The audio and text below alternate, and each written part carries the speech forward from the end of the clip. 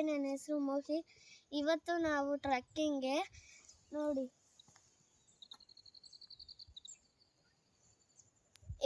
ಜಾಳ್ ಮಂಗಳ ಬೆಟ್ಟಕ್ಕೆ ಬಂದಿದ್ದೀವಿ ಗಾಯ್ಸ್. ದೇವಸ್ಥಾನ ಇದೆ ನೋಡಿ.